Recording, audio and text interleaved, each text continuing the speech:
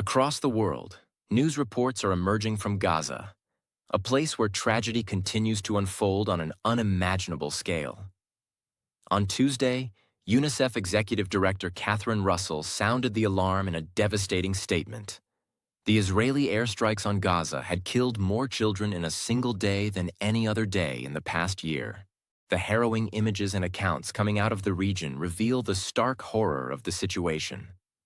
According to UNICEF, more than 130 children lost their lives in Tuesday's attacks. Temporary shelters, homes, places where families sought refuge, became sites of devastation. UNICEF warns that these events are yet another grim reminder. For thousands of children in Gaza, nowhere is safe. What should have been beds for rest became graves, and what should have been a moment of sanctuary turned into unimaginable horror. Catherine Russell's statement highlighted the ever-worsening crisis. It's been 16 long days since any humanitarian aid has crossed into Gaza. Food has dwindled, clean water is scarce, and medical supplies are running out. 1 million children in Gaza, children who have already endured over 15 months of war, are now forced to live in a world dominated by fear, destruction, and death. The urgency of her plea was clear. The violence must stop. A ceasefire isn't just a political necessity, it's a moral one. Tuesday's violence marked a devastating escalation in Israel's military operations. At dawn, airstrikes swept across Gaza, targeting civilian homes, shelters, and even tents. By 10 a.m. GMT, Gaza's Ministry of Health reported over 400 deaths. The numbers, though, were far more than statistics. They were lives. Children robbed of their futures. Families torn apart forever. Among the victims, 174 were children, 89 were women, and 32 were elderly. Over 70% of the casualties were the most vulnerable members of society. The government's media office in Gaza described the day as a series of premeditated massacres. Airstrikes were relentless, targeting entire neighborhoods. Bodies were pulled from the rubble throughout the day, each recovery met with cries of anguish and disbelief. The percentage of women, children, and elderly among the victims points to the intentional targeting of civilians, according to officials in Gaza. This is not just a tragedy. It's a deadly acceleration toward what some have called genocide. And yet, residents in Gaza are faced with impossible choices. On Wednesday, the Israeli military dropped leaflets warning people to evacuate towns like Beit Hanun and Kuza'a.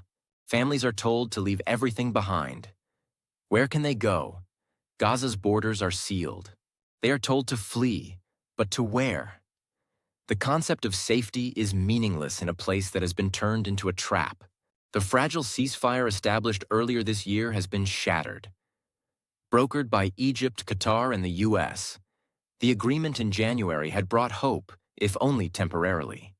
But the Netanyahu-led Israeli government has refused to proceed with the second phase of the agreement, demanding more prisoner releases while continuing military operations. Mediation efforts remain stalled. Meanwhile, the violence has claimed over 161,000 lives in Gaza since October 2023, according to reports. The numbers are staggering. Women, children, and elders make up the majority of the dead.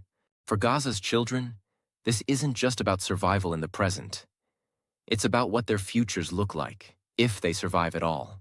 UNICEF and other humanitarian organizations emphasize the urgent need for humanitarian aid to enter Gaza immediately. But aid alone isn't enough. International humanitarian law must be respected. Civilians must be protected.